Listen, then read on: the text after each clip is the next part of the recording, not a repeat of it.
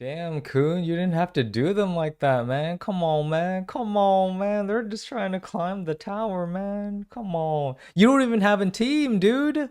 Oh my gosh. Anyways, yo, episode 12 of Tower of God. I really liked this episode. This is a really good setup episode. It had a lot of good emotional beats. The pacing was really well done.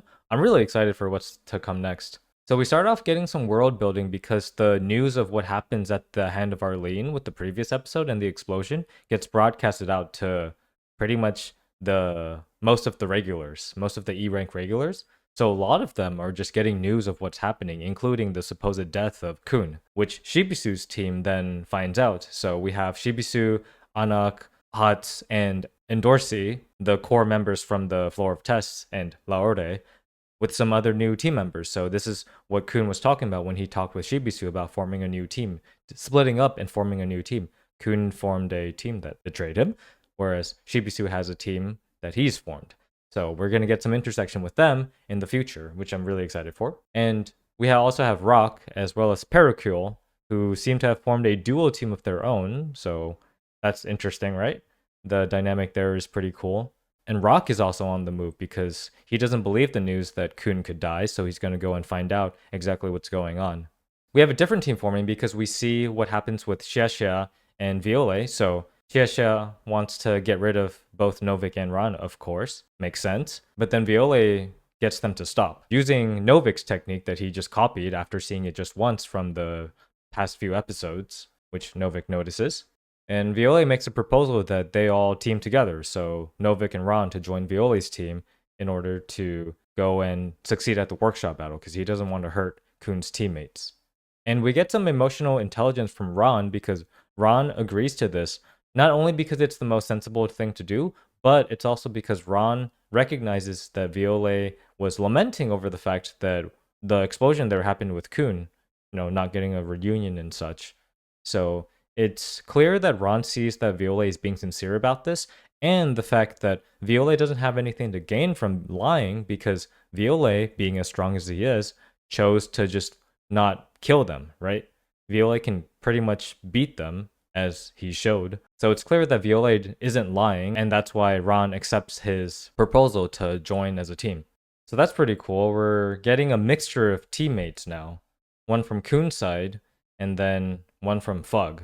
And of course, that's not the last team that's going to be formed here because Khun is now without a team because his teammates have betrayed him, Michael and Apple, with Gaitang being dead and then Dan being stabbed in the leg, basically being really unmobile, hindering the main strength that he had because of Rachel. Right? Rachel wanted to see Dan be in despair by stabbing his legs and not letting him be as fast as he was before. Because it's like, oh, Rachel kind of wants him to go through what she would probably do in those situations, where she would probably give up, but Dan gets a new light, which we'll talk about later, which is cool.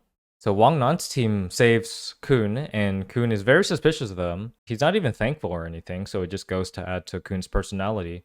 He is very suspicious that are these people even Viole's team? What would Bomb even be doing with people as weak as these? Which is, come on, Khun, why you gotta do Wangnan and the others like that, man? Come on, bro.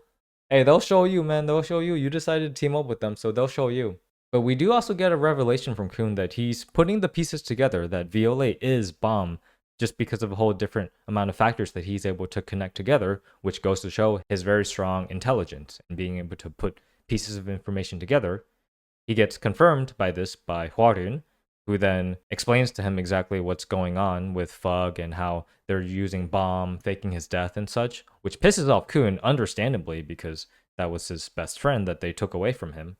But yeah, even Hwaryun, she suggests that there's internal conflict within Fug too, because the Elders, the highest ruling force of Fug, is having some tension between how to best use Viole for their cause. Apparently, you have multiple Slayers that are coming together to try and dictate and control Viole. Of course, Khun taking this all in is all very pissed and just very emotional about it. He even just punches straight into Hwaryun's weapon, bleeding himself, doesn't care about the pain because it's nothing compared to the anguish that he's feeling emotionally about what they did to Bomb. And I like that even though Hwaryun proposes that they form a team, that Khun forms a team with Wangnan's team to fight in the workshop battle, it's really Dan the one that makes Khun take the next step forward here. Because Khun doesn't accept Hwaryun's proposal immediately. Instead, it's Dan that convinces Khun to do this. It's Dan's resolve and the light that he has in his eyes, even though he just got stabbed and lost his legs basically, that really pushes Khun forward, which I like because if you remember to when how Dan joined the team, it was because Dan was reluctantly forced to join Khun's team, and Dan had stopped climbing the tower precisely because of his legs. So there's some poetic irony here because Dan's strength in his legs led to him fleeing and running away, which he sees as a weakness.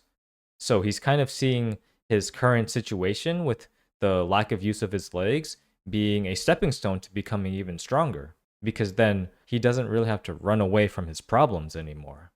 He can push forward. And I like that he convinces Khun, because Khun doesn't really see a way forward climbing the tower, but because of Dan's conviction, it convinces Khun to join Wangnan's team, to form a team with them, and basically try to take back Bomb from Fug.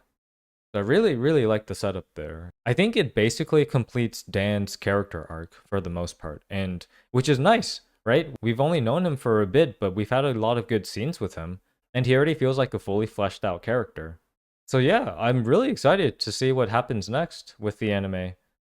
Anyways, it's time to go over some of the differences between the anime and the manhwa. So here we go.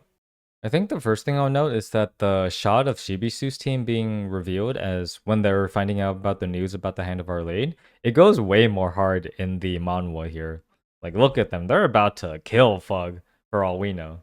So, yeah, that panel of them goes way more hard. Hits different.